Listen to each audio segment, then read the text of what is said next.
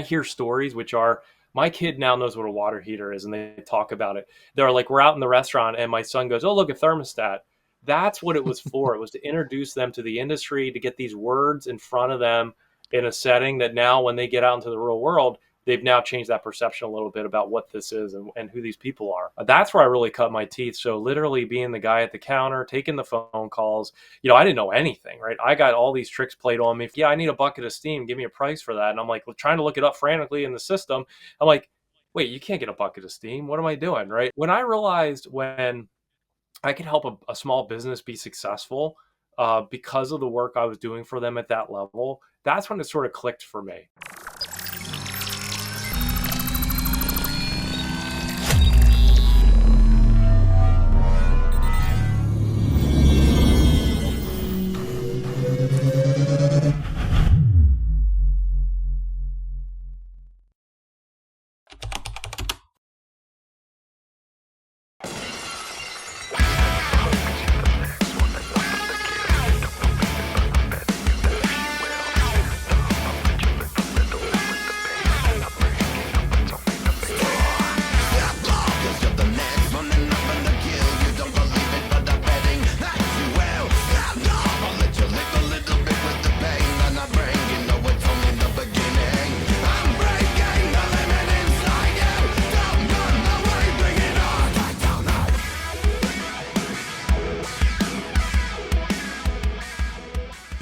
Hola, what is up, everybody? Welcome back to the Reliable Trades podcast. If you guys are watching this on YouTube, make sure you subscribe and you like this video.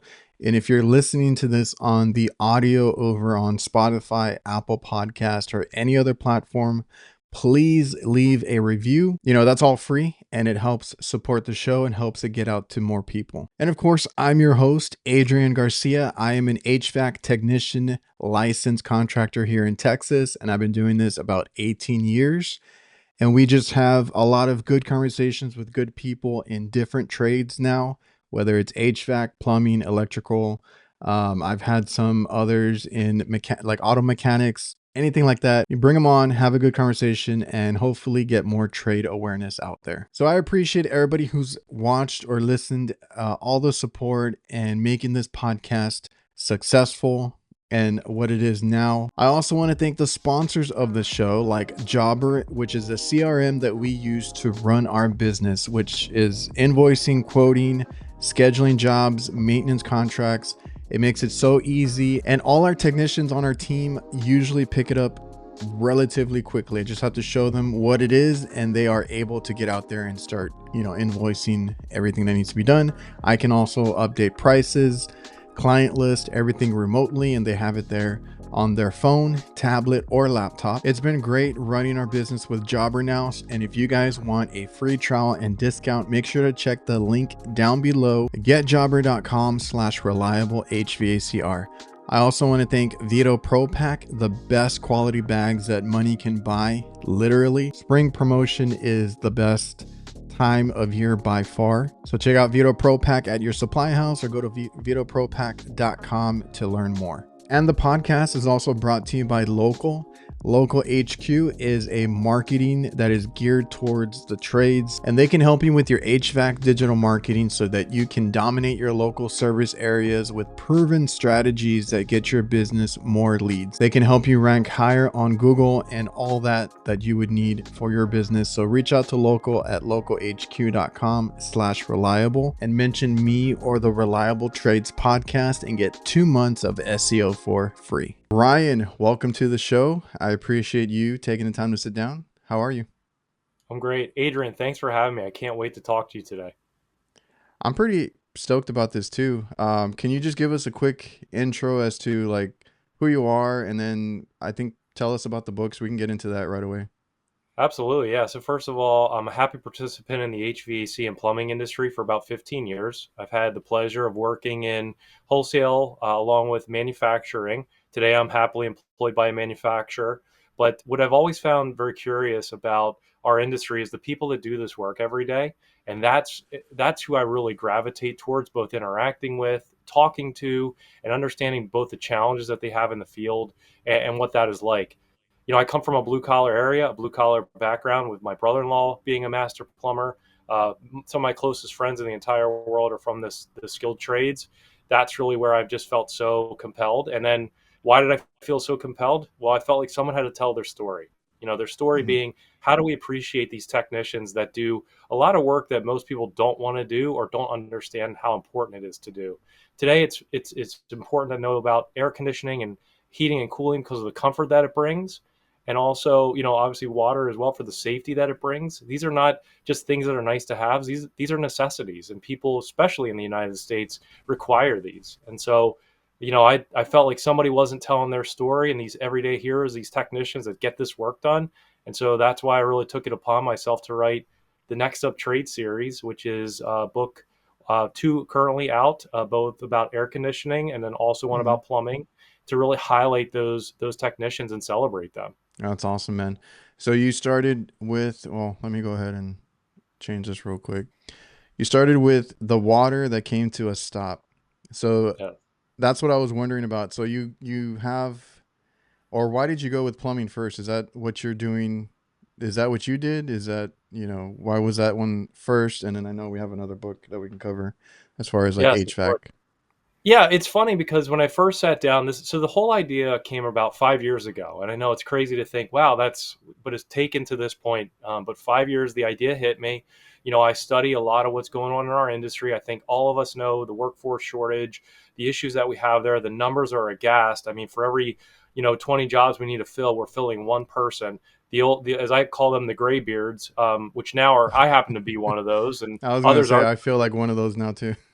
Right. Yeah. So, but those graybeards are retiring out. And so, when I looked around and I said, I think there's a story here to be told, it was always in my mind to be plumbing, HVAC, and electrical. And the idea, because Okay. all three of those skilled trades, depending what part of the country you're in, may overlap. So in the Northeast where I happen to live and been, really cut my teeth in this industry, saw that, a lot of the plumbers happen to also do some HVAC or maybe also happen to do electrical.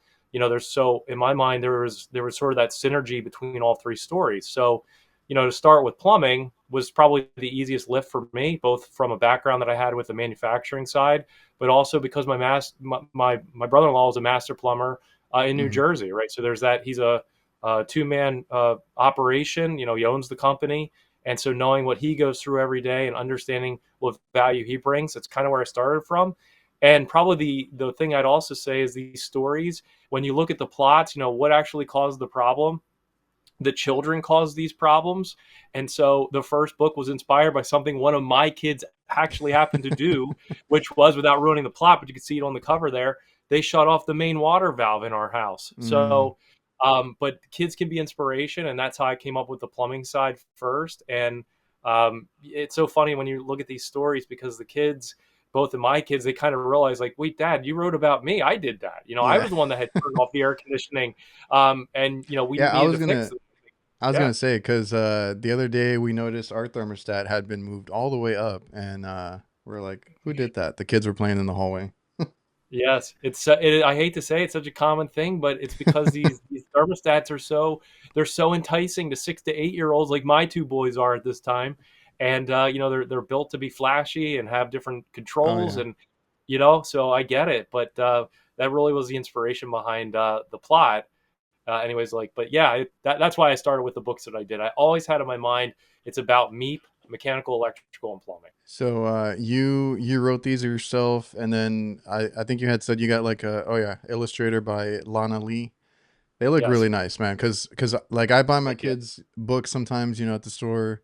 They were really into like what is it, like Pete the Cat, and this is kind of that style of what, I don't know, what draws interest in my kids. This is basically what it is. So I actually had to retrieve these because my daughter had taken them the other day. So Oh, I had to get these back so I can have them for the show. oh, that's great.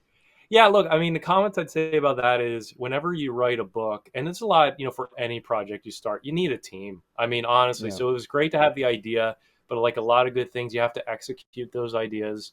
So to do that, you have to think to yourself, where are you going to be good? Where are you not going to be strong?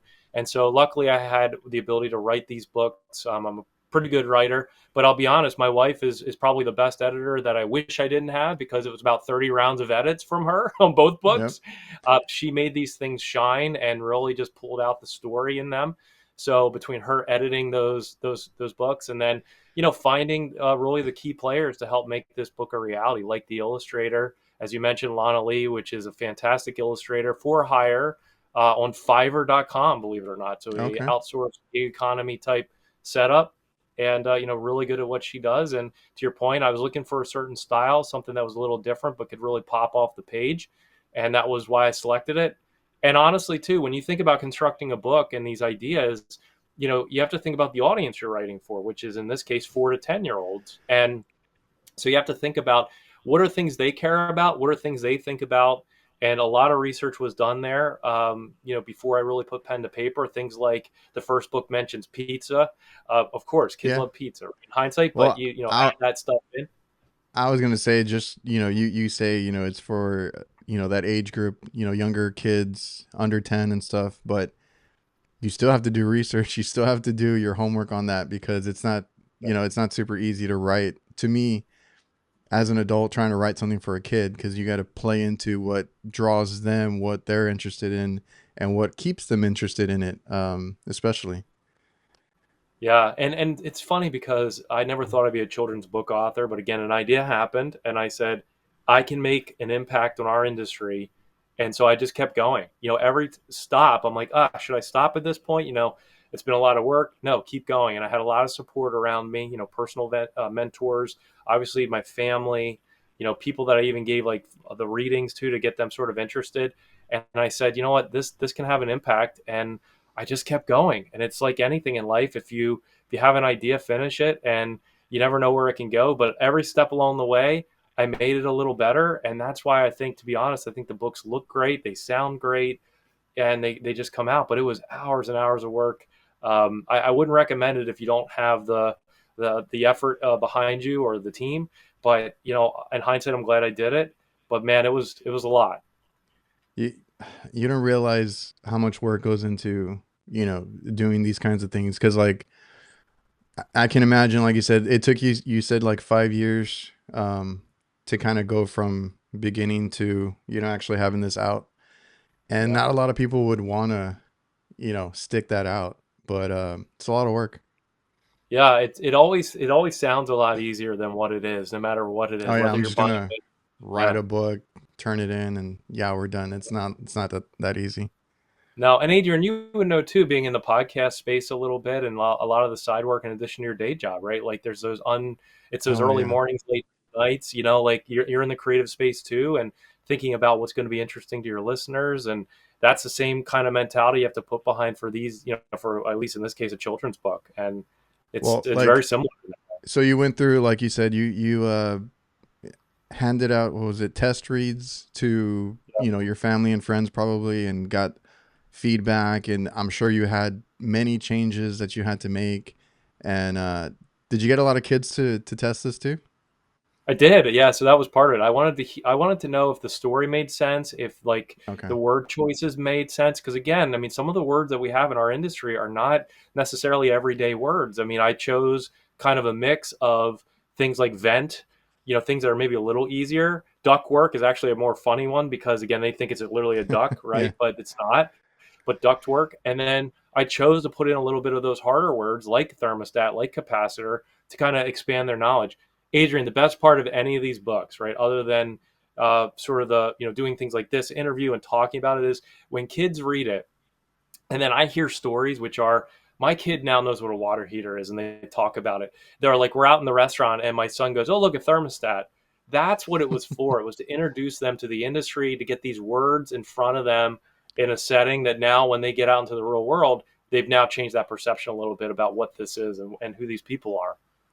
I am 100% behind that, because in today's age, and I just had a uh, another recording where we were talking about like trying to intervene with our kids as far as like what they're watching, what they're looking at, because nowadays, you know how kids are, they mimic everything, right? So if they see something, then they want to act like that.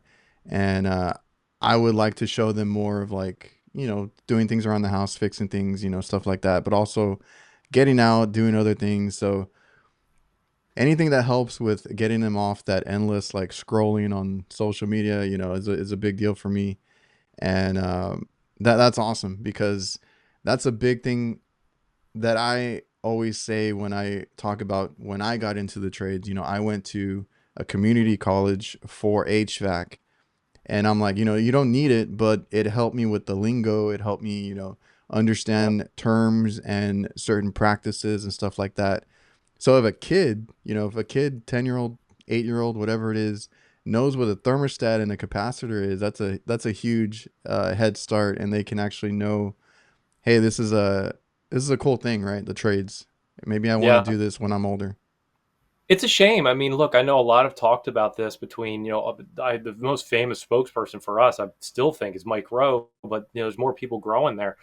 But, I think the challenge is these words aren't introduced in movies. They're not introduced in your videos you're talking about on YouTube. They're not introduced The in the the day to most day. famous thing is Bruce Willis going through a attic ductwork trying to sneak into, but that's the most that you'll see about it. You don't hear all this other stuff. You see a lot of HVAC technicians pointing out like the mistakes and stuff in the movies about like AC work and all that kind of stuff. But yeah, you don't hear any of those terms. No, and I'll tell you the other thing too is so now that my kids have read these books and they understand what dad does a little bit, so Hmm. whenever we need people to come over, plumber, air conditioning, furnace repair, right? It's funny because they sort of gravitate towards that. They run to the door and they're just like, "Wow, you're here to help us, great!" And then when the work's done, they're like, "Thank you so much, we're so happy." It's like that's what it's about. Like the kids, because they don't know any different. To your point, like they're a product of your environment. They're gonna absorb what you show them or allow them to see. Hmm. And when you introduce something like this, when that stage comes in middle school and high school, when they're talking career, when they're thinking about that choice, now we have a chance to get them into the skilled trades a little bit because they're not thinking of it. Maybe they're not having not been exposed to it. The other thing I'd say, quick, Adrian, too, is the parents, like the people that read these books on the test run, all of them said the same thing. They're like, man, it is hard to get a plumber. It is hard to get an HVAC tech.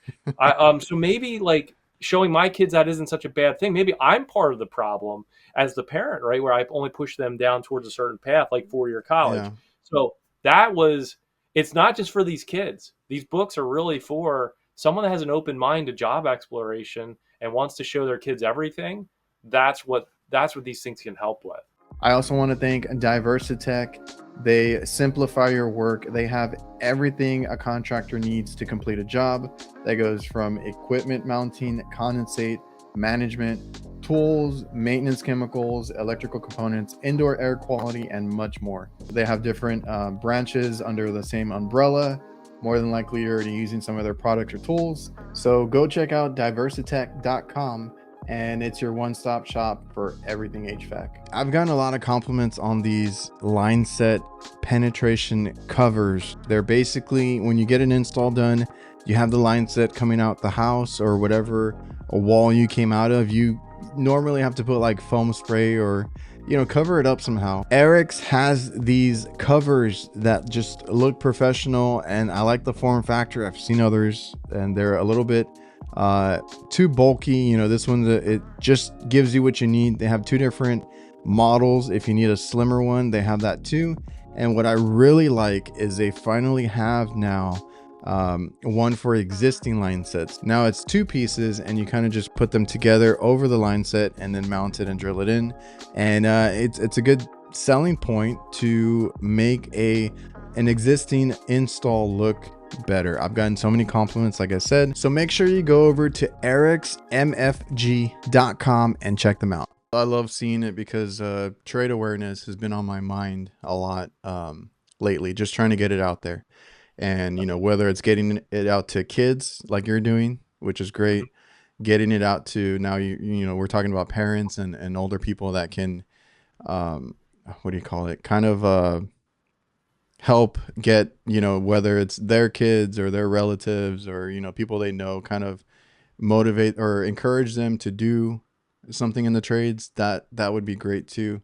I had we had a birthday party that we went to a month ago or something like that, and it was my girlfriend's family, their party, and one of her cousins came up to me and she's like, "You're the only one that I know that does AC work." So she had questions because, and I'm an open book when someone starts asking me like HVAC questions. So I got kind of Yeah. excited there, and their kid who's in middle school said they wanted to be an AC technician, and that's where the Right. interest was. And then they're like, "How is it? This and that." They had questions for it, and I was like, "That's cool," because I've never heard of that. I've never heard of a kid that wants to be, in the trade. So that was really cool to see, and I hope, going forward, they can understand that that is a great career, an option, because there's certain people that are like us. I can't sit still. I can't be at a desk every day. I like being out. I'm an outdoor person, stuff like that. So I started in the HVAC,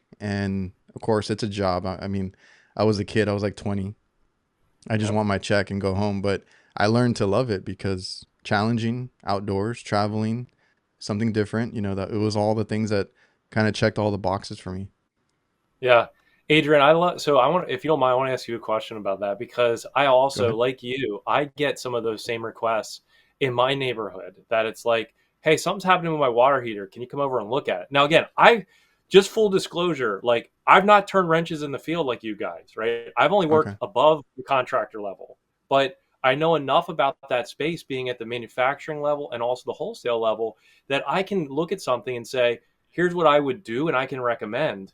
But when I go into those situations, I feel so happy that I can help people. Like if Hmm. it's my neighbor, it's whatever. And my question to you is, could you describe like that kid in that situation at the birthday party and how that made you feel as a mentor in that moment, right? Like how did you feel telling like this is what I do every day? By the way, probably not all great. I get it. No job is all great, but No. there's probably a little bit more of better than not good. So I mean, how'd that make you feel? See, that's like I said earlier, I can talk about my work. I can talk someone's ear off about my work. Like I love it that much, right? So when I know somebody's that interested, and especially a kid, because I've even had it with my kids, where I have an 11 and a 9-year old.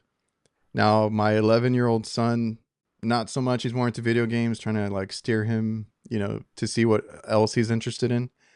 And our 9-year-old daughter has been interested in what I do. So anytime that happens, or at that party when they ask me about it, I get excited. I get I perk up. Like I was just there minding my own business, but I perked up, and I get it makes me feel good because that's you know the trades has always been looked down upon.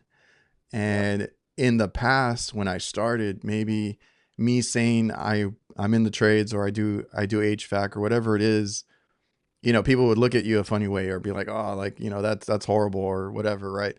Now Yeah. it's not so bad, and I can actually talk about it more, and people get excited for it. So then I get excited. So it makes me feel really good, especially in that situation that kid in middle school wants to do this later, and I was like, "Look, I can give you all the information you need to, like all these YouTube channels, all these literature, whatever you want. Like I want more people to know about the trade." So I got super excited about it. And our daughter, when I'm cleaning my van out, when I'm getting ready for the week, she goes in there and she's playing with the screwdrivers and tools, and she's trying to pretend that she's fixing something, Yeah. and she gets kind of excited for it. So like that makes me feel good. And my Yeah. son needs a little motivation, so he's asking about, right now he wants like money and stuff. He's getting older. I'm like, Yeah. you can make a lot of money if you come work for, because I work with my dad. So I'm like, you can work for me and your grandpa, and you can make a whole bunch of money there. So now he's Yeah. interested in it. Yeah, that's so cool. Yeah, it's funny because, and I asked that question because I kind of knew the answer, which was it made you feel good, right? But it's so important to hear that from people that are in the field and then telling others about it because, it's like anything. Imagine if somebody cares or is asking you a question about something you really know about. It doesn't matter if it's your skilled trade or whatever. You're going to want to share that because you just feel like I can offer them something, even if it's a little bit of an anecdote, a little like insight on something. And I feel like, and you mentioned the financial part. I feel like a lot of, and this is another reason I wrote these books too, is because I just always felt like everyone talks about like, you can make a lot of money, less debt, right? Which is great. That is true with our industry. I want everybody to make a ton of money. I'm a capitalist. I Hmm. love it, right? But we just neglect the fact that this work, when you're done with it, can actually make that person feel great that you fixed their problem. Now, I'm not saying that's every time. I get it. You guys go in 100-degree, attics. Like No, it's and hard at yeah, times. there's Trust me, like, frustrating days. Yeah, for sure. totally. Like I'm not glossing over that. But the fact is that most of the time, for most technicians or people in the field, when you get a chance to solve that problem, and at the end of it, that person goes, "Thank you," and maybe again, hopefully they're not fighting you on the price of the invoice and all that stuff, 'cause that happens. But Yeah. when the good examples, someone that's in the middle school age and high school age that looks at that and goes, I want to make a difference in somebody's life pretty much multiple times a day, potentially by fixing their problems. This is a really good shot to do that, to your point, versus sitting at a desk and, answering emails and taking phone calls like that is not going to be as fulfilling or daily gratification like you get Yeah. from that day to day in the field. and and that's why I get in trouble a lot, because my dad's always like, "Have you done all the paperwork yet?" Because I got stuck with billing and invoicing, emailing. I got stuck with all of that stuff 18 years ago when we started. Like, my dad's not good with computers, so I had to do all that kind of stuff. So I still do Right. it, and I get behind because I don't like sitting here at the desk doing it. I rather be out in the field. Like, I get that Yep. gratification. A rewarding factor is what I always say is like, you go fix something, that's a reward factor, and they're Yeah. like incentives, and it makes you feel good. And that's a big thing for me too, because I deal with light commercial, I deal with a lot of restaurants, hospitals, stuff like that stuff is important. Now, residential, you get a reward factor from a family that needs cooling in the summer, or they need heat in the winter, that kind of stuff. They have kids, there's all this stuff. You're the superhero, basically, right? Yep. Now, in the commercial world, it's usually money driven, because they have thousands and thousands of dollars of product right in a freezer or whatever, cooler, whatever it is that I'm working on. So they want you to fix it now, because they're going to lose a ton of money on that, right? Or a Yep. hospital, right? That's a super important job to have when we work on the hospital stuff. And it has to be done, right away, and it has to be done right. And you get that reward factor when the customer thanks you a million times, because Yep. either you fixed it right away, you did it, you showed up right away, you fixed it right away, or you came behind another company, which we do a lot too. We're a small family business. We only got like 4 people. We just hired our fifth, and Yep. we go around some of the bigger companies and fix things that they, don't do right, or something like that. And there's different reasons for that, but like, again, I'm just going back to the reward factor. Being able to fix something on the spot, help out a customer. That's one of the best feelings that you can have. The best thing I think that happened in this industry happened, I hate to say it, during COVID, because Oh what yeah. happened in COVID was essential, right? That this terminology that this industry, plumbing, HVAC, right? Things that, keep, in your case, commercial applications running, vaccinations, Hmm. food, server rooms, like all that Oh, stuff we do is that is too.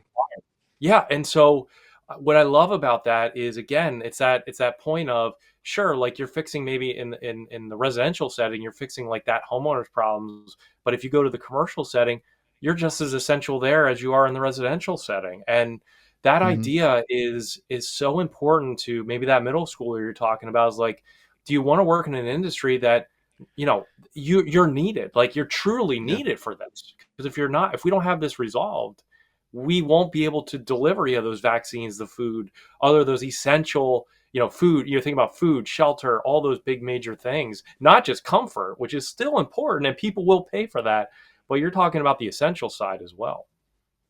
Yeah, and I'm gonna go back to, as far as the kids and what they can do later in life and being essential. Like, that was important, because during that time, like, I felt like we were shielded, right? Like, once everything shut down, we got a piece of paper that said we were essential and they needed us. So the restaurants, I think they're like around here. I know some places were different. I think California shut down for a little bit longer, but here in Texas, like they didn't care. They wanted to get back to opening the restaurant, at least for curbside, stuff like that. And we Yep. were there. It was nice because there was nobody out on the road. There was nobody in the restaurant. We had all the room in the world to work on these things, but we were still there. I was probably off for a few days and then I went back to work. Like there was no stoppage there for anybody in the trades, like electricians, plumbers, HVAC techs, any essential workers. Construction was still going on, all that kind of stuff. So there's that to look forward to, right? You tell a kid, what do you want to do later? Do you want to, and there's so much potential. So like what you were talking about earlier, like after, later on in life, if you are in this trade, there's so many other avenues you can take. Because if I had a grocery store job before I did HVAC. That was the only other job I had. Yeah. And honestly, I was miserable there. I made decent money and it worked with the hours that I needed to because I was going to college too. But I was promised so many raises, right? You get those evaluations and all that every few months or 6 months, something Yep. like that.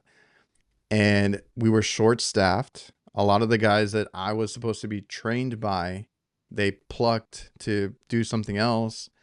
I was running that grocery division of that store like by myself, making sure everything's stocked, making sure everything's thrown away and compacted, and like dealing with customers because we're by Mexico. So a lot of Mexican customers come over. I'm bilingual, trying to handle that part of it. Like they asked Sure. so much of me, and I kept getting shut down on raises. Like I Mm. wasn't, they said I wasn't doing enough and this and that. I'm like, are you kidding me? If you go into a trade, you learn a skill, you build on that skill, you're going to have opportunities to either move up in that company or go find somebody else. Like there's money to Right. be made in this industry. And Yep. I don't like, I've talked with the guys, like there's some guys that want to be the multimillionaire company, crazy big, they want all the headaches and stuff. That's fine. I'm on that smaller side, small business side, and I make good money, right? So Yep. I'm okay where we're at, being a small group. There's a lot of guys that are okay being a one man show. There's still money to be made. You don't have to be a huge company either. There's different avenues later on in life. If you want to just sell stuff, you want to work a counter, you want to get Yep. into sales or something else, you can do that. You don't always have to be in the field on a rooftop or doing that physical labor. Yeah. Gosh, it's so true. Like you're getting into a little bit of that, like the philosophy of why do we work? Like we work for a lot of reasons. All of us do, and each one's different. Some might be, look, I earn, I want the prestige of the flexibility of generational wealth. I want, the financial aspect. Some people work for their families. Like I work for what I think is the quality of life that I want in this family. Some let Some me don't know, right? Some people, Yeah. yeah, some people, and I've seen it. I know guys, like it's whatever. Some people want to go buy that Lamborghini, which is fine. Yep. That's what they enjoy, right? I just want money put away for my kids, and then for them to see me every week. So that's another important thing. And I've had the conversation with other small business owners. They value time, and I always tell people, your time is worth just as much or more than what you make, as your income, because I Mm. can get out early. I got all my weekends to do whatever I want with the kids. And anytime they need something, we go and I drop everything for that. I can Yep. do that because I work for myself. So there's that aspect too. You can be, if you get into the trades, you have the potential to run your own business and do your own thing. Like that's another thing. That's so true. Exciting, man. Yeah, I love it. You're literally why I wrote the book, because like this story that you're talking about is so common across, I mean, the United States, and even like I'm blessed in my day job to deal with folks in Canada and now also Latin America. So like I have all the Americas under my day job. Believe it or not, I Hmm. don't write books just with my day job, but I wish I did, but I don't. But just like you don't run a podcast, full Yeah, time. I was gonna say I don't do this for my day job. I try to find time to do it in my free time. So I can imagine, Exactly. like you doing this is just the stuff that it's kind of like a hobby turned into a business, right? Like it's something you Yeah. do for fun. It's interesting to you, and then you put in the work, you put in the hours, and then like something comes of it. So That's it's right. really cool. It's really cool to see. Yeah, it's for you as well. Like I love both sides of the creative side. It's so great. Yeah.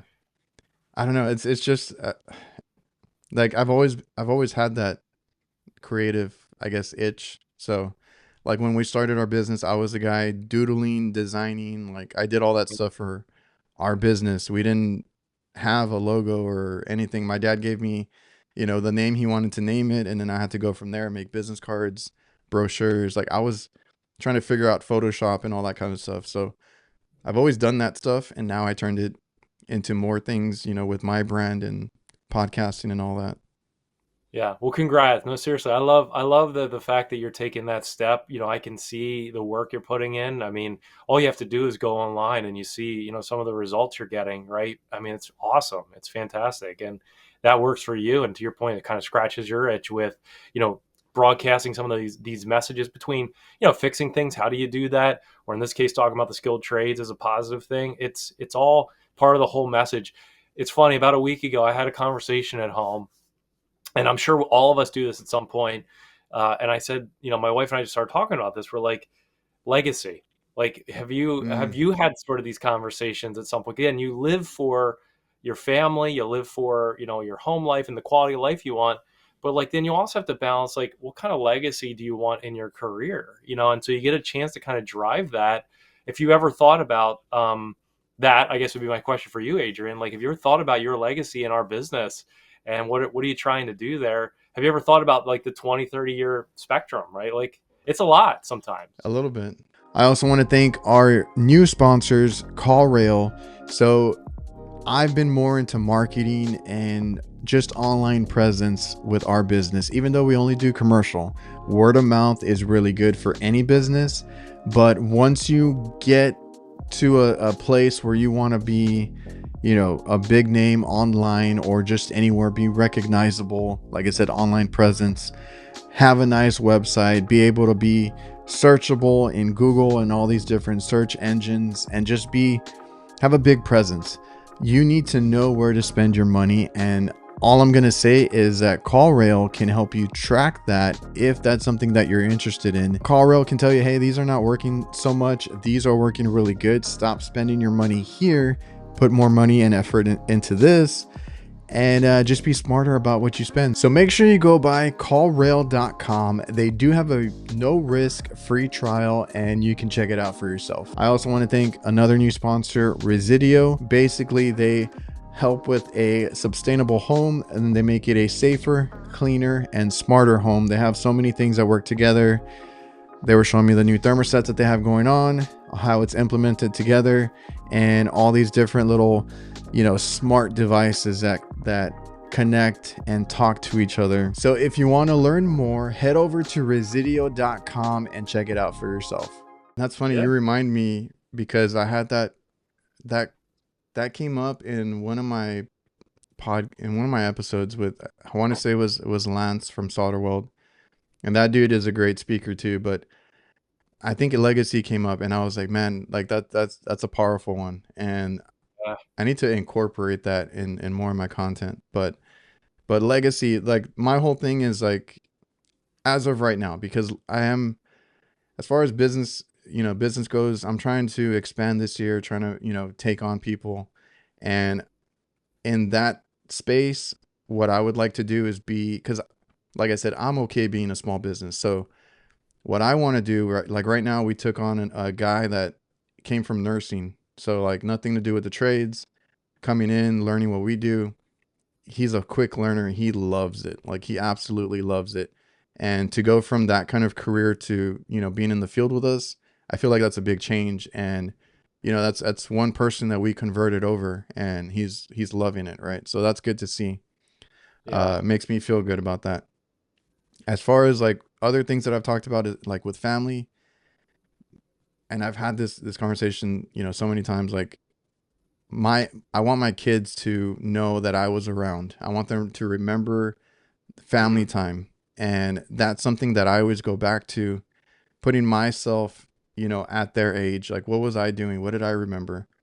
Well, my Yeah. dad used to take us to school, so that was a big thing for me. My dad was an electrician, and then he got into the food service stuff. And we, I might have been embarrassed at the time, but he would take us in that work van, to drop us off at school. But now I appreciate the time that he took to do that, right? Because he had to go to work. Yeah. So that's the kind of stuff that I want to leave for my kids, is what I had with my dad.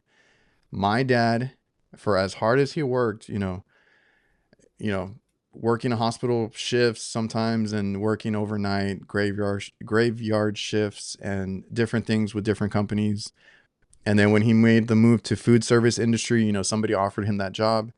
Didn't know anything about it because he was just an electrician, and had to learn a whole new world of equipment, right? He was Yeah. always getting on planes, going to these in-person trainings. So like I saw him leaving a lot, for weeks at a time. And he put in all that work, but we always remember he was always at our school, chaperoning, or, at these events that, when they need like parent volunteers. First one, he was the first one to volunteer. He would take us to school. He was at all our sporting events. Those are the things that I remember and I loved. Now I'm trying to do that for my kids. That's what I want to leave behind, is like those memories, right? Those kinds of interactions and stuff like that. I could care less about anything else. It's just, I want that for my family.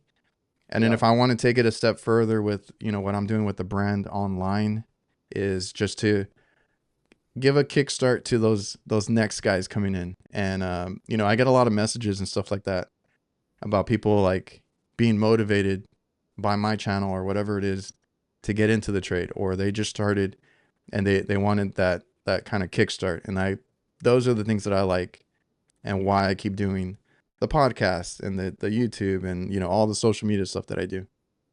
Yeah. Again, you're highlighting for me, like, what you didn't say was it's because, dad, made X amount of money and he gave us all these things, right? Instead, your answer was he was present, like it's Yeah. against an emotional, attachment, which to your point, like about legacy and this connection back to the folks that come in, that's the stuff you're probably going to, by the way, I'd also say the same for me. As you say all that, I'm just shaking my head going, yep, that's me too, man. Like I hear you.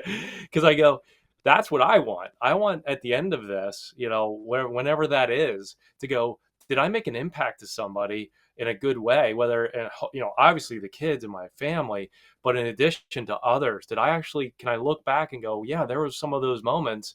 And if there was, that seems to be the success model for me. Not, how much money did I earn? How much, is my home worth? What's my net worth? And that's what we all kind of chase at times or think we should be chasing. But to your point, Yeah. like it's probably not. And one other comment I wanted to say, it's funny you mentioned your online brand. You mentioned about bringing people in. They love like your content. Reliable. The word itself, reliable, is like right. Like you're being reliable to others, and you're being reliable to like helping them, succeed. Never mind for your customers, but you're being reliable for people that they want to ask you a question that doesn't you're not, that's not a financial question or calculation. Yeah. It's, hey, I'm going to be reliable, I'll answer that question, I want to help you, dude. That's perfect. Like I can see the attraction that some would have to you, not just because of your content on the technical side, but because you have this open mind, you have this open door. It's great. Oh yeah. As far as the open mind, like I've talked to so many people because, I'll post about things that I'm doing, whether, usually like work stuff that I work on. And someone, which Ty Brenneman, I don't know if you know who he is, but Yeah. uh, Hmm. he wanted to educate me on something, right? So then in the comments, he was telling me about something that I did, and I'm like, okay, cool. Can you come on my podcast and, educate me and my viewers? Because I have an Sure. open mind with all of that kind of stuff. So I've learned a lot in the comments. As long as it's not like Yeah. attacking me, I'm okay with it. Like if it's criticism Right. or helpful comments, I like to learn from my comments and other people that, kind of are like the viewers. Like I'll learn from them too. It's not just me trying to spit out, information and all that. Like I learn a lot as well. Now, as far as the name, Reliable, Yeah. it's funny because like I mentioned earlier, my dad just gave me a name and I had to market that, right? Like he's like, I need business cards, I need this, I need that. So like our business name is Reliable Kitchen Services, right? He wanted to Okay. be straight to the point, just that's what we are. And I hated the name. I'll be honest. I hated that name. I'm like, Yeah. how do I market Reliable Kitchen? Because like it was always Reliable Kitchen for short. And Yeah. I had to figure it out because doing design and all that kind of stuff, like drawing these things, I had to make sure because I got so many questions like, do you guys do home remodels or kitchen cabinets or like I'm like, no, we do something completely different. So that took me a while to figure out, the design and marketing for that. But after after a while, right, thinking the name, I didn't like it, whatever. Started working out in the field, and then our customers, man, you really are reliable. I love the name. You guys are here quick, you fix things quick. You guys live up to the name. I kept hearing that over and over and over, and then I'm like, I love the name. So much Yep. so that I took it from my own brand too. Yeah, that's great. It's so Yeah. cool. Like, yeah, I mean, you're literally, you get feedback, right? You implement that, you make it your own thing, and you run with it. And but also because that's what you like. It's easy to brand something when you're authentic to what it really is. If we're going to be called reliable kitchen services, we better be reliable, right? So that's always been our like motto and kind of what we built or how we run our business. That's always been our thing. Congrats, man. That's cool. That actually inspires me a lot. Like you and Dad. Yeah, it's awesome. Or you were around plumbing, you're in the manufacturing side. Did you have any experience or anybody around you with HVAC specifically? Yeah. So my first job when I started working was serving. So we sold HVAC and plumbing at the wholesale Mm, level. It was mostly majority HVAC. So that's where I really cut my teeth. So literally being the guy at the counter, taking the phone calls. I didn't know anything, right? I got all these tricks played on me from guys from the field. Again, as I called the silver beers, now we're one of them. But those silver beards and silver heads were calling and being like, "Yeah, I need a bucket of steam. Give me a price for that." And I'm like, trying to look it up frantically in the system.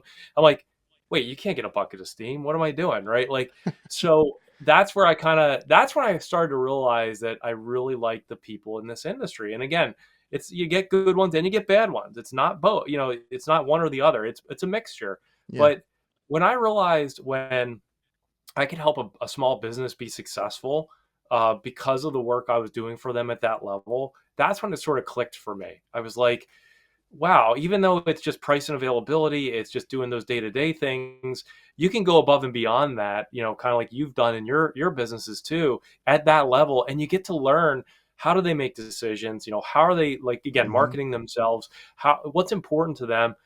And I would not change that experience for anything in my career. The ability to work at that wholesale level first part of my career led me to where I'm at today because I have an appreciation for the people that can do this work, installing it, maintaining it, taking those calls after hours, again, the challenges that they face. And even though I've never had to be the one, I say yet in a lot of these interviews, yet, because I'm still hopeful that someday that's going to be me. I don't know, but at the trajectory I've been going, I think I'm like right in the space, but probably never the wrench turner yet. But I can look at that and go, my God, like it's a skill that you have, and you're able to handle these problems. And so, I think for me, being exposed to them, and then just knowing that when I look at some of my best friends in the whole world that are still in this industry, like some of my best friends own HVAC companies. Mm, They call me for advice. Not on, again, I'm not the technical one, right? That's what guys like you are good for. Like if they have technical questions or online or other like resources in their network, where I help them is just almost like positivity, thinking about more life coaching, but also about like things to avoid from things I'm hearing. Like maybe you shouldn't approach it that way when you approach the customer. Try this. mm. Or have you ever thought about, as a small business person, trying this kind of maybe a lending opportunity? Again, I'm not, I don't sell those things in my day job, but I'm around all of it and I talk to everybody that I can go, here's some things I've heard. It's not a business secret. I'm almost like this glue to, how do they, maintain their business and keep going and keep motivated at times. So I think that's where kind of like I have felt so strongly about our industry is just knowing I'm helping them as small business people, not Hmm. necessarily the technical side of HVAC and plumbing. The other thing, Adrian, I wanted to talk to you about, which It might be a little bit of a left turn from our positive, conversation, but I will say, I have listened to within the last few years, and I had this great conversation with someone that was a CEO of a local, very large contracting company here near me in Philadelphia. And if you start, there's starting to be this bubbling up effect of mental health on these technicians, right? I go, it breaks my heart to hear what some of these stories are like post COVID stuff. Like people are feeling really lonely in trucks. They're feeling like they're 10 hours, 12 hours on jobs. They feel like they're underappreciated. They maybe they're also struggling, from not just like a mental health issue, but like substance abuse. Like, and this is some pretty deep stuff. Like I know, like but I'm so passionate about this space that I can't ignore some of the negativity. And I go, Yeah. what can we do more to talk about? And I'm not a licensed therapist. I'm not any of that stuff. All I know is talking about this book and shining the light on the skilled trades. We have to be honest about some of the great things, but also what are some of the things as employers in these companies we can be doing to kind of minimize that and acknowledge it? Because my worry is that we're going to have, bad scenarios, bad situations. I mean, my God, when I tell you I'm in tears, Adrian, I'm listening to this guy. I won't name the trade association, but it's a well-known Hmm. national trade association. He's talking about post-COVID. He's a field manager, like, so he has a lot of technicians that he's overseeing, and he just felt like at one point there was no alternative because he was so busy with all of these people post COVID that he literally had planned to end his life in the field because he could not maintain, I guess, the momentum to finish jobs because they were so busy, they were so essential, they were so overwhelmed. And he talks, I mean, literally how he felt in those moments. And I go, what can we do about that? And what's funny is the CEO that I'm referencing that I talked to locally here about this said, we need to raise this. It is time. And boy, I don't, it's one of those odd subjects that it's worthy of bringing up because for all the things that you and I have talked about, legacy, our families, working with family, all those positive things, we have to do a better job helping others here, not just get people in, but helping those that really need help. And boy, I have felt it myself and I've heard it. And so I guess I'm kind of rambling, Andrea, but I would just ask you, have you seen that? Have you heard this? What's your perspective? And would love to see, what you think is next steps there because man, it's a big, to me, is a big challenge to not only getting people to stay in our industry, but keeping these people around. Like it's a humanity issue. Yeah, and I've thought about it too, and I've had people on the show that have been addicts or, they had an issue, and all that kind of ties into each other, but like they've had other issues and they say that HVAC turned their life around, right? Like having Yeah, this job. So there is that that can happen. But on the other side, like you said, and I think it needs to be I think businesses need to do a better job. So obviously that's why I say, like, when you go up to building up your business, if you want to make it bigger, that's a lot of headaches, right? That's a lot of people to manage. It's a lot of other things that come with it, stress, whatever it is. And you have to be willing to take that on or ready for it or prep for it, whatever you have to do to manage that. I personally wouldn't want to. I don't want that many people. I just, I'll keep it small, keep it simple. But it's a shame, and I think that needs to come into the conversation with, like you said, all the positives about it and stuff. That there is frustrating days, hard days. Um, yeah, how you deal with it, and you know, I've wanted to do that kind of episode. It's just it hasn't worked out yet, and I'll get to it soon. But like, because I'm very different than most, or everybody's different. So like the way I handle things is very different. The way I look at things is very different versus like somebody who maybe, is stressed out at their job or is lonely, like you said. Like there's a lot of things that can come up with this. Um, this trade, this, kind of lifestyle. yeah, I know guys that, are still new into the trade. They just had kids and they're feeling, depressed because, they don't see their kids or, this and that. Yeah. There's different reasons. There's different ways that happens. It could be all the hours you have. It could be the type of work that you get, the stress level. So you got to be really careful with how you handle that. So I am my own person. I can only speak for myself. The way I handle it is, the way I do it. It's different for everybody. So I will say you need to figure that part out as well. My whole thing is like, I don't like to stress out about anything. I kind of let things go, and Yeah. cause it can eat at you. So like when I started in this business doing those long days, or when my kid was born, things like that, I had to mentally be strong for that kind of stuff. And it's Yeah. difficult. I get it. So, like I said, everybody's different. That is a thing. I've heard it too many times as well. So we Yeah. gotta look out for each other. So like what I was saying is the business also needs to implement something to kind of help out their technicians, the guys that they have in the field, or anybody working there to do something about that, to be at least helpful or acknowledge, that aspect of it. Because what I always say is like in our business, my dad's great. My dad is, the head of everything. He runs everything, but he also takes the time to check in on us. He calls us all the time. How are you doing? How was that call? Do you need help? He sends out people, if it's a tougher job, he'll send out more people. He's been really great about that. And every time, we finish a difficult job, good job, I'm proud of you, this and that, like all these, Yeah.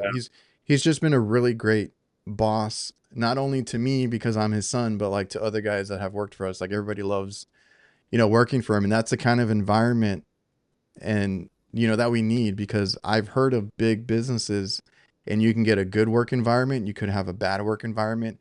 Sure. And depending on that, that could just pile on because everybody has something going on at home, personal stuff, whatever it is. And if your work environment is toxic or bad, that's going to pile onto that person's, problem. So as Yeah. far as like, cause we run a business, so that's going to pop out to me, like the work environment.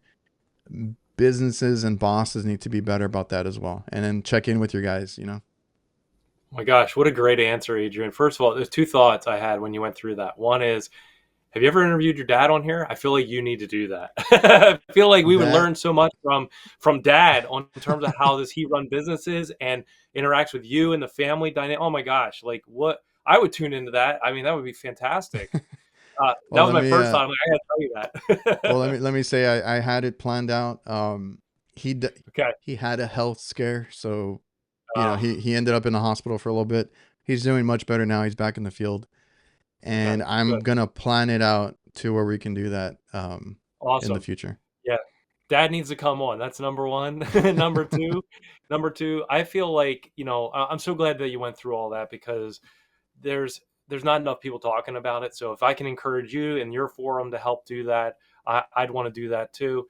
And just based on what I do every day, I don't want to ignore, even with the kids book, which is such a nice positive thing that you still hear this stuff. You go, man, there's some deep stuff here that we really need to get out. And I would say that, the other part of it that I heard over the years too, and I'm sure again, you being in the industry for as long as you've heard and seen this too. A lot of that generation prior maybe didn't do the best job acknowledging those things. And it's not just in this industry, okay? It's across all that generation Ag- too. Um, Acknowledging and talking about it. I forgot that part. Like talking about your day, talking about your frustrations to somebody yeah, is helpful, whether that's your huge. significant other or anybody around you that you can like vent or talk to about, maybe figure out some solutions to some problems you have. Like somebody to talk to is great. And that if you don't have anybody around you, there's no shame in therapy or anything like that. I know a lot of people that do that and it's helpful to them. Yep. That it's so true. And then the other thing I thought too, which is a whole different topic, but it goes back to those generations, which is I think about the physical part, right? The physicalness of the job and some of those generations that have, bad knees, backs, et cetera. And they just sucked it up. They kept going. It's an inspiration, but it's not necessarily the model to follow now, right? Yeah. So there's this balance to folks that want to come in this industry, and it's really incumbent on those next, owners of businesses and the next generation to think about how do you handle mental and physical strains of these employees, especially when the workforce is limited, and especially when it's a part of the message, which also can be a value proposition, quite frankly, for the contractor that wants to hire somebody to say, yeah, you work 40 hours here. We're going to turn work down because it's more important to keep you here than to really burn you out both physically and mentally. Or we're going to give you resources. Again, that costs money, time, is extra stress and strain, but that's going to keep these guys longer in the business. So it isn't just about recruiting people in, using tools like the books, right? It's also about Yeah. retention, about keeping these people. So Yeah, I was gonna say if you take care of them, that's what will keep them around, right? Like, so we've had yes, employees that come through and they, I guess they want to please the business as far as like, getting us all these calls, closing all these tickets, running around, out, offering to take these calls and this and that, where I get upset at them for doing too much. That like that's the way we run it, right? I don't want these guys working, so much overtime or long hour days. Like I get mad when they do that.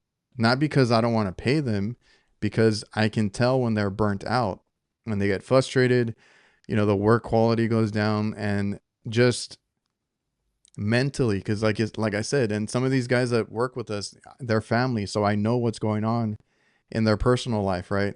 And I'm like, why are you putting so much on your plate? Like, tell me you can't do this job, or tell me you don't have time, or tell me you're, taking yeah, longer on whatever call you have, and I'll send somebody else to do the other call. Like, you don't have to take them all. So I see it firsthand. I deal with it too, like burnout, but I see it firsthand with the guys that work for us. I don't want them to get burnt out. I actually get mad at them for doing stuff like that, because I tell them I can see it in them. I can see it on them. Like, they yeah, look burnt out, they look tired, they look out of it, and then they got so much stuff going on at home. Like, don't be able to tell your boss, hey, I like, this is a little too much, I'm overwhelmed, and hopefully they work with you on that, because like I said, I see it all the time, and I would much rather have my technicians, with a clear thought, feeling good about their coming into work, stuff like that. And if a business can do that, take care of their technicians, the retention, that's where you get the retention. Because I've also heard, which is a shame, guys that are excited to get into the field, they come in, they get a job, they try it out, and they are ran into the ground, and then they get out immediately because they're like, this is not what I thought it would be. This is too much. They don't care about us. They just, run us and use us, and take advantage. That's a shame, because that does yeah. happen too. Yeah. And by the way, not just in the contracting level, it happens all over, up and down the vertical, and in other industries. Okay, it's not Oh it's yeah. not unique to us, but still, it's not that you say that's acceptable. You say, what should we do about it? And how can we be better with it?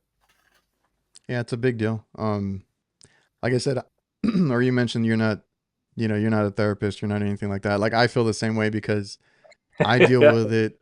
I deal with it on my own, and I'm okay with it. But I know I'm aware that I'm not depressed. I'm not anything like that. Like, I've already learned how to deal with it. But I know some other guys, struggle with it, especially the younger guys, people that yeah, have kids young, or they have kids that, their kids are born when they're in this trade, and then they have a whole other, issues going on. So I understand that part. no, thanks for sharing. That's powerful stuff, Adrian. That's cool. I appreciate it. Oh, the other thing I was gonna say is, like, if you're gonna be in this kind of work, but I feel like this is for anything. Like, you need to have a way to get your mind off of work. You need to have hobbies. That's always a question to have. Like, what Oh, are yeah. the hobbies that people have? Because, and I had a good conversation with Zach not too long ago, Quality HVAC, and Okay. we've had the same kind of thoughts recently.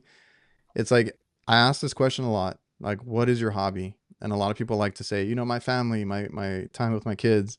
I'm like, that's great, but what do you do for you? And he made the same point. He's like, no, you need something for yourself too. Like, I'm sure you need, either a hobby or an interest or something that you can get your mind off of work. And Sure. kids are great. Kids, but mine sometimes they drive me nuts. Like it's just it is what it is, right? And I've always been into sports and other things like that. Do you have any hobbies? Because I think are you a musician?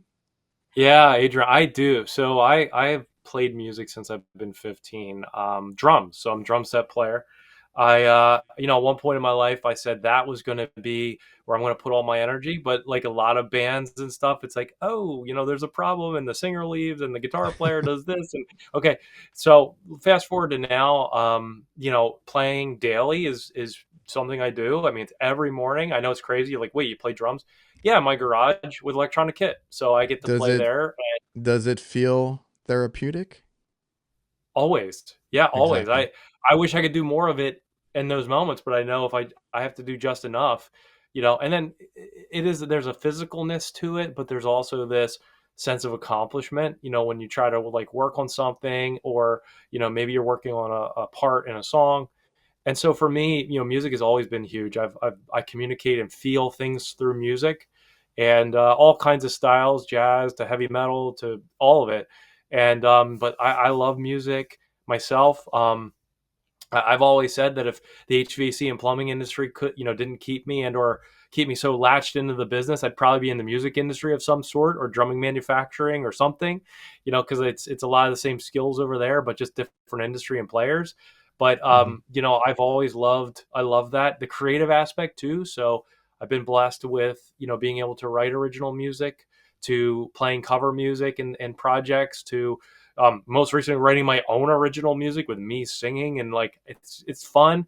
Hmm. It's hard to fit in, right, because it is truly a hobby. But I think there was this time in my life where it just kind of clicked, and I'm like, okay, so my day job in the industry is HVAC and plumbing. That's where I make money, and that's what we focus on. But if I want to create or do things, I'm not trying to make money at music, and I just play to play. And yes, do I make some music? Sure, I play a cover band gig here now and again, and it's fun. But I don't strive to make that as a replacement or to supplement my day to day, right? Like, but it goes back to being fulfilled and happy and being known. Like it's one of these things where, for me, I feel like there's this, you can almost like eulogize yourself a bit, which is, when you're reading off who was Ryan at the end, it's like Ryan was this, this, and this, and I know one of them will be he played music and he was a drummer, and that's important to me, a little bit, not because I've done all the branding and I've had like put a lot of energy of focus in it. It's because people could just sense how much I love doing that, right? It's the same thing with this business, right, and writing books and the industry and being a marketer in it, right? It's going to be a comma in that eulogy. It's like he was in this industry and he also played music and drums, Yeah. and that's what's cool. So, but yes, I appreciate you asking me. What about you? I've never asked, Adrian. What do you do for pleasure? So I mean that's really cool. I kind of stumbled upon that when I was looking up or looking into this episode, and Yep. I have a lot of family members that are into music. So really quick, my brother, because this came up I think yesterday, he my youngest brother works with us, right? So he's been really good. He likes it and all that. So that was really cool to see him get into the business.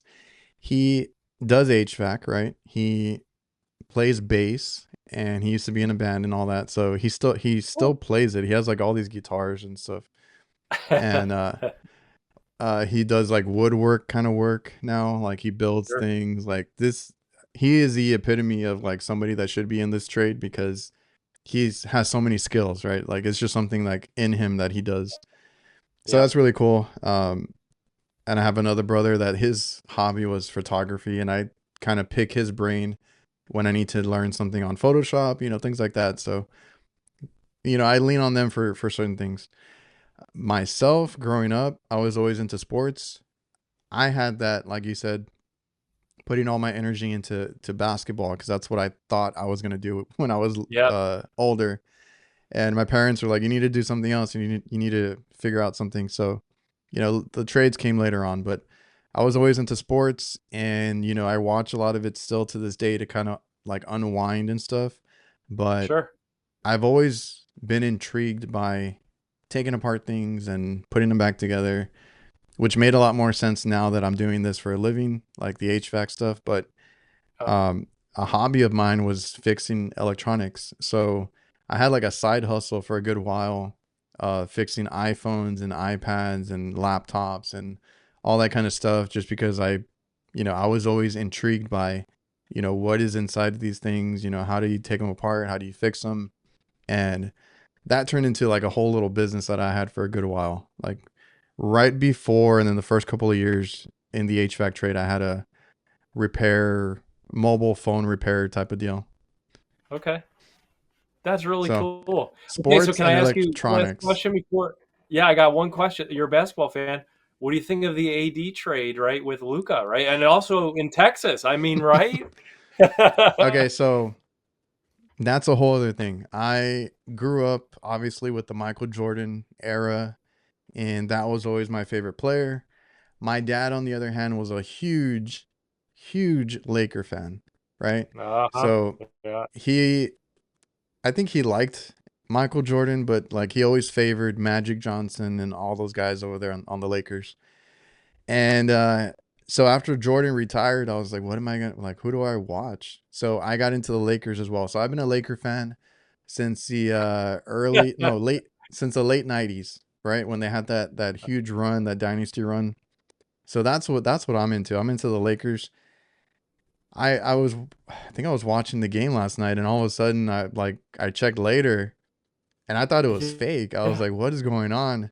Um, I will say Yeah. AD was playing really good. He was not injured until recently. He had been injury free for a good while, so I felt really good about him. But the one player that I would always watch, other than the Lakers, like I would always try to catch, was Luca. So I'm kind of excited. A little sad to see AD leave, but I'm excited for that one. That's a huge That's yeah. shakeup. It is. I mean, my gosh, it shook the whole world here. I mean, no one saw it coming. It was a pocket deal that was really held close to the chest. It sounds like, and man, it's exciting if you're a basketball fan at all. I too was watching the game last night. I fell asleep right away, but I was trying to watch that game. It was on the Yeah, Knicks versus Lakers. But yeah, to see that to that happen and go down is we'll crazy, see. but exciting. We'll see. I thought Luca for sure was a franchise guy for them. And Right. I'm not the only team I hate because of those early Laker um runs was the Spurs. I was never a fan of Oh, the sure. Spurs. They were a big Yeah. rival, even though I'm in Texas. It was a big rival, and I've been a big fan of them lately though because of Wemby. Right, that dude is Sure. just Yeah. crazy, crazy good. Does everything. So I'm excited because I've been a basketball fan for a long time.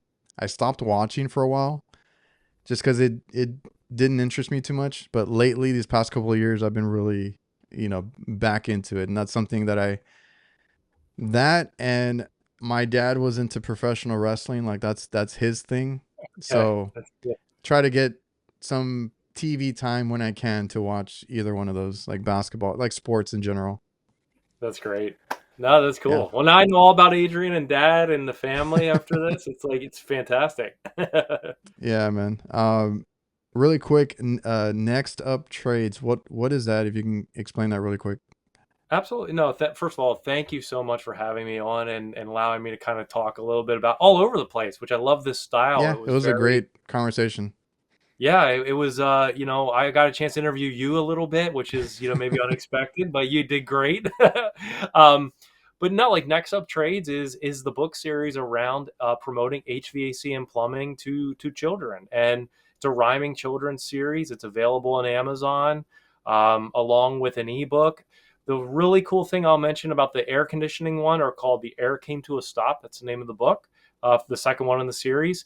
It's actually sponsored by ACA, so the Air Conditioning Contractors of Oh yeah. America, based in the DC area. Fantastic group if your listeners don't know them. Um, And they've been a really good partner for this project to help promote it and get it out there. But not only that, and this is probably of interest to you and maybe your listeners too, is the book's available in Spanish. So they actually said, you know what, Oh, not that's only right. has so America's linguistic changes, obviously the last several decades has been moving towards Spanish, but also in our industry. I mean, my gosh, between HVAC techs and plumbers, there are more and more people that either are bilingual or their first language is Spanish, and so they made the call to say, you know what, let's do this book in Spanish. I've had such great remarks about the book in Spanish. It's an untapped market there, right? Telling this story to Spanish speaking families, and so that part has been fantastic. And I'll be honest, I don't know much Spanish. Adrian, don't kill me, but I do my best. But I just see that it's definitely something that was necessary, and I was happy to sort of deliver that. But the Next Up Trade series really is about promoting you guys as technicians, being noble, necessary, and appreciated when this work is done. As we mentioned at the top, it's all about vocabulary, insertion of words, Yeah. and this plot line being how do we get the technicians seen as a positive thing in homes and businesses, instead of maybe what is seen as from either not knowing about this skill, this business, to maybe even a negative in some ways. So that was really my way to do that.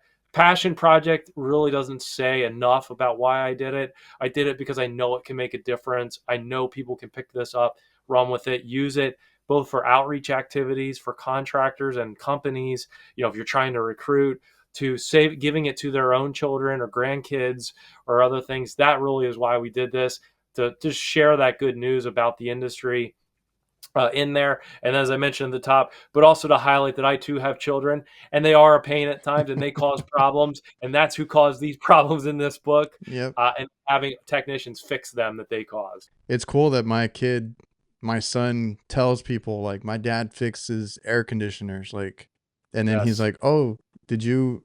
Like he'll ask me about work or about something, or if I work on something around the house, he's like, "Oh, you fixed that?" He's like, "Oh, cool." Like he gets, it's nice to hear that kind of stuff from my kids. So I'm very excited, for this book series, and the whole Spanish thing. Uh, I'm glad that you brought that up because I kind of forgot about that. But even Craig Migliaccio with his book has done a Spanish version now too. So Yes. like you said, that's just something, an untapped market. And funny enough, like where I'm at, in South Texas, when I go like to our downtown area and there's these little shops that we go to and stuff like that, they might be like Asian shops, people of that Yep. descent. Yep. They don't even bother learning English when they get here. They learn Spanish first. So Spanish. that has thrown me off. They either know Chinese or Spanish, no English. So that's a whole other thing. It just made me realize how prominent Spanish is in my area, but in this country as well. So it's cool to see you kind of tap into that. Happy to engage with anyone on the topic. Again, as you can see, I'm passionate about skilled trades. That's really where this is born from, and hopefully, this book helps really answer that existential question. Like, what does my parent do? How what Oh is it yeah, that they can help with? Right. That's what this book can help do for anyone in this industry, to explain that to your children, but also get them involved with the words in a way that's maybe a little less aggressive, or in a way that's entertaining. that's awesome. That is something like my kids, being able to tell them what I do and then finally, having them understand that it's been great, like to see that. So it's really cool. And like I said, they've already taken a peek at the books. They've taken them from me. So they enjoyed them. I love that. Well, thank you Uh, so much for having me, Adrian. I appreciate this so yeah, much. man. So I'm excited to hear, what else you have going on later on. Would love to see, more of these books. I did also talk to, Plumber Page because she was doing books too. And it's really Absolutely. cool to see people tapping into this type of thing because now I can hand these off to my kids and be like, here, read something about the trades. Yeah. Hey, quick shout out to Plumber Page, my fellow Pennsylvanian, right? So her and I are very close, both geography. She's only about an hour away, and Mm. also with this whole movement, right? So she's been, my gosh, if the folks listening haven't heard about Plumber Page and what she's doing for even a generation younger, sounds like Adrian than you and I, like Oh yeah. there's a really cool movement she's putting out there now as well online. And again, I love the social media influencer space too, because I think they're really tapping into some things there that are powerful. But we all need to work together. That's one of my biggest complaints is that it's so fragmented. You know, to me, Plumber's not competition. She's my ally, right? It's like Yeah. that's exactly what we need is we band together here. And promoting what's so great about why we love this industry. So Plumber Even Page is great. even even as a business, I've tried to tell people like you network, right? So that's a big tip now that I give is like, once we started networking with our competition, right? Like you would always see them as competition. They can help you out. So I've had help from other contractors. I've had help with plumbers and electricians that we get to know and kind of give each other work. There's always a shouldn't be competition. Like there's work for everybody, and we can all work together. And the whole social media thing is just great to see right now because we're making it cool to be a tradesperson, and I hope that gets out to more people. That's always been my thing. I want to see the next people coming up. At some point, I want to do some sort of apprentice program where I can just bring in people, train them, and they can stay or they can go. That's one of my goals there. That's great. Well, I can't wait to see what you do there as well. You're looking at my books, and I can't wait to see what you do and Dad does. So exciting Yeah, stuff. Yeah. I appreciate it, man. So thanks for taking the time to sit down here. But like I said, great conversation. Loved doing this episode, and thanks again. No, thank you. Have a good rest of your day. Yeah, everybody watching and listening, I appreciate you all for tuning in, and we'll see you guys next time. Step up, 'cause you're the next